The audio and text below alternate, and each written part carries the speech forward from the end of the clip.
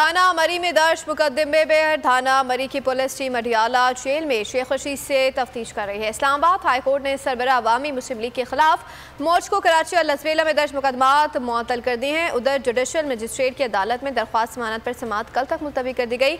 वकील मुद्दई ने दलाइल के लिए 2 रोज़ का वक्त मांग लिया है। अदालत ने रिमार्क्स दिए हैं कि 2 रोज़ तो नहीं, 1 दिन का वक्त दे देता हूँ। दूसरी जानिब सलावाली थाने में एक और मुकदमे के लिए दरख्वास्त जमा करा दी गई। अगर आपको हमारी ये वीडियो पसंद आई है तो लाइक पर क्लिक कीजिए। खूने नाहक बहुत पी चुकी ये जमीन, अब कोई दिन में ये खून उगलने को है। खत्म हो जाएगी ये तमाशागरी, वक्त पलटेगा रोजे जजा की तरह।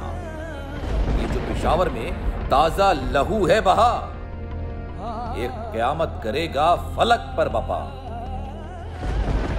गम की सलमनाक घड़ी में बोल सानह पेशावर में शहीद होने वालों के लवाहिकीन के साथ सब्सक्राइब करें और बेल दबाएं ताकि कोई खबर रह न जाए।